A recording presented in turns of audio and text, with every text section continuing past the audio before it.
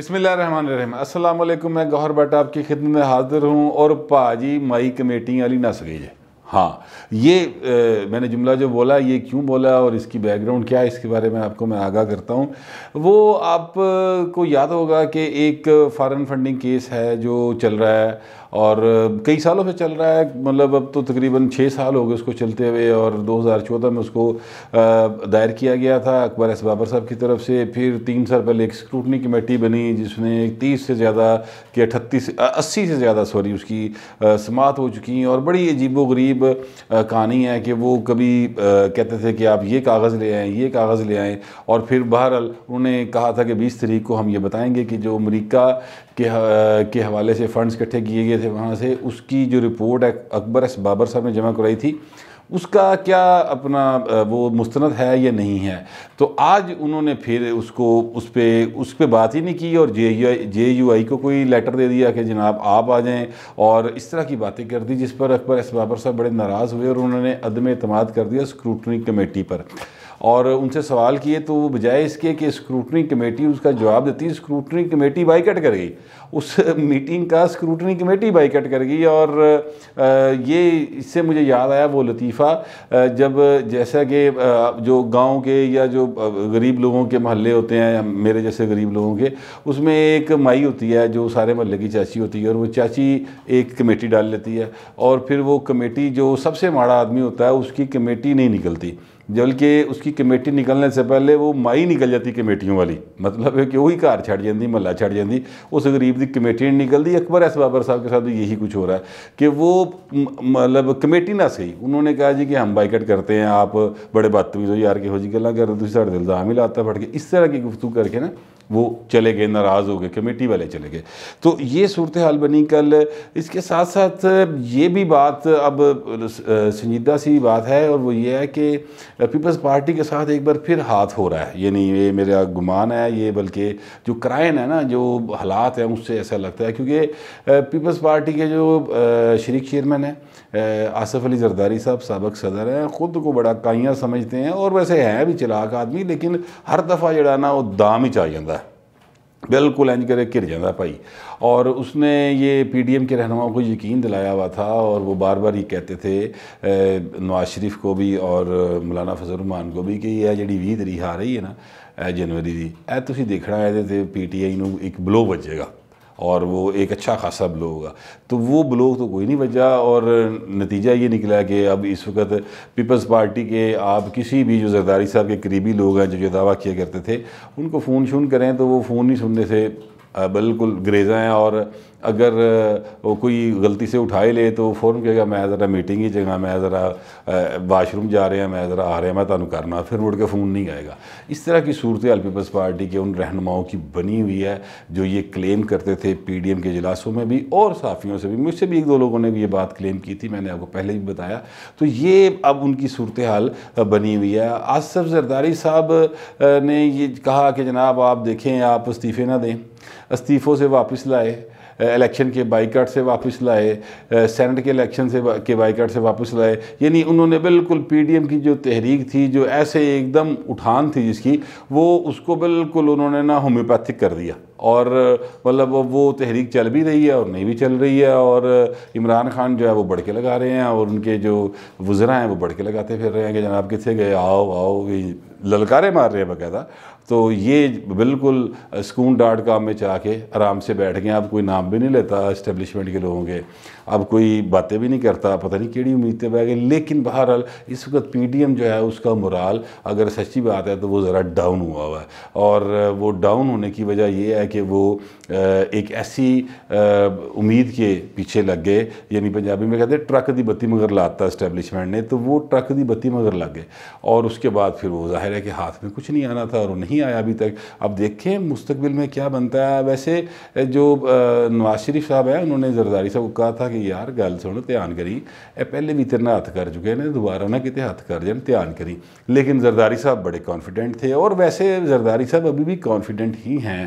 لیکن جو حالات ہیں اس میں لگتا نہیں ہے کہ ان کا کانفیڈنس جو ہے وہ فل ہو سکے گا، یعنی وہ جس اعتماد کے ساتھ چیزوں کو لے کے چل رہے ہیں ان کے وہ بہتر ہو سکے. ہو سکتا ہے کوئی وچلی میسنی گیری ہوئے، کوئی مطلب ان کی کوئی ایسی بات ہو جو زرداری صاحب کسی کو ساتھ شیئر ہی نہیں کر رہے اور چیزوں کو اپنے تک محدود رکھ کے بیٹھے ہوئے ہیں. اور لیکن میرا خیال ہے کہ انہوں نے بعد نواز شریف کو ضرور اعتماد میں لیا ہوگا. مولانا کو بے شک نہ لیا ہو، لیکن نواز شریف صاحب کو انہوں نے ضرور اعتماد میں لیا ہوگا. یہ صورتحال بنی ہوئی ہے. اور اس کے ساتھ ساتھ یہ بھی اب دیکھیں نا، جو بڑکیں مطلب کل جو اجلاس ہوا اسکروٹنی کمیٹی والا اور جو رزلٹ آیا اس کے بعد وہ جو اپنے خان صاحب نہیں ہیں روم والے، ہاں وہ خان صاحب نے نا بڑکے لگانی شروع کر دی. انہوں نے کل میڈیا سے بات چیت کرتے ہوئے اور مختلف جگہوں پہ خطاب کرتے ہوئے انہوں نے بہت ساری بونگیاں ماری، لیکن ایک جو انہوں نے بڑک ماری وہ بڑی زبردست تھی. انہوں نے کہا کہ جناب یہ فارن فنڈنگ جو ہے نا، یہ کیس میں کہتا ہوں کہ سارے سربراہ جو پارٹیوں کے ہیں ان کو بٹھائیں اور لائیو کوریج کرائیں اور ہر ایک کی اسکروٹنی بالکل میڈیا کے سامنے ہو، ساری دنیا دیکھے کہ کس کے پاس کہاں سے فنڈز آئے اور کون کتنا غدار اور کون کتنا محب وطن ہے. یہ انہوں نے دعویٰ کیا. اور پھر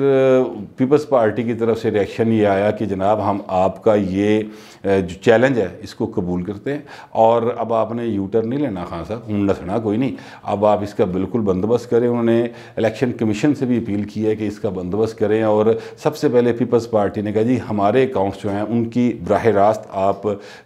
کریں، کوریج کروائیں اور اسکروٹنی کریں ہمارے سامنے اور ہم اس کا جواب دیں گے. پھر عمران خان کی کریں، پھر جو بھی جس کو بھی آپ مناسب سمجھتے ہیں ان کی کرتے جائیں. اس کے ساتھ بلکہ چودھری منظور صاحب جنہوں نے یہ دعویٰ کیا، پیپلز پارٹی کے بڑے اہم رہنما ہیں، انہوں نے یہ کہا کہ جناب یہ صرف یہی نہیں بلکہ جتنے آپ ریفرنس چلا رہے ہیں، جتنے کرپشن کے آپ کیسز چلا رہے ہیں ان کی بھی لائیو کوریج کا بندوبست کریں، ہم اس کا بھی جواب دینے کو تیار ہیں. آپ یہ نہ سمجھے کہ آپ اس طرح کی باتیں کر کے تو ہمیں بھگا دیں گے. ہم اپنے پاؤں پہ پکے ہیں اور ہم نے جو بات کی ہے اس پہ کھڑے ہوں گے.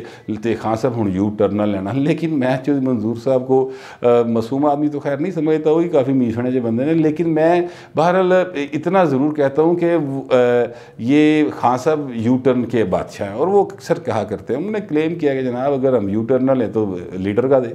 تو یہ ان کا ایک کلیم ہے اور ہمیشہ سے وہ ایسا کرتے آئے ہیں. اور مجھے یہ گمان ہے، میرا یہ خیال ہے کہ خان صاحب اس سے بھی یو ٹرن لے جائیں گے، کیونکہ جب خان صاحب کا تھوڑا سا کوئی مطلب سیاںا بندہ ان کے جائے کان میں پھونک مارے گا نا کہ ہاں جی پھنس جائیں گے نہ کرو، کیونکہ چیزاں تو بڑیاں سیدھیاں ہی ہیں نا، تو پھر خان صاحب اس بات کو گول کر جائیں گے، پھر اس کے بارے میں کوئی بات نہیں کریں گے. یا کوئی سوال اگر فرض کرو سوال ہو گیا تو کہے گے جی وہ تو الیکشن کمیشن نے کرنا ہے نا، الیکشن کمیشن آزاد ہے. تو اس طرح کی باتیں کر کے خان صاحب چیزوں کو ادھر ادھر کر دیں گے. لیکن اب مسئلہ یہ کہ پی ڈی ایم کیا کرے. پی ڈی ایم کی جو پبلک میں ایک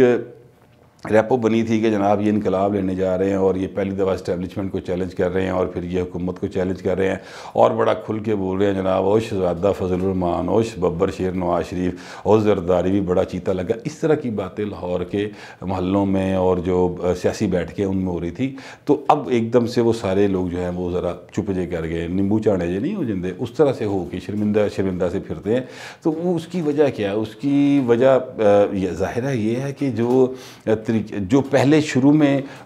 جس طریقے سے یہ چلے تھے، بعد میں درمیان میں مسلطیں آ گئیں اور پھر وہ آہستہ آہستہ ٹرک دی بتی مگر لا کے ہوں تقریباً ان کی رفتار کافی سلو ہو چکی ہے. اگرچہ فضل الرحمان جو ہے انہوں نے اعلان کر رکھا ہے کراچی میں ملین مارچ کا، اس کے بعد 4 تاریخ کو 5 تاریخ کو وہ کریں گے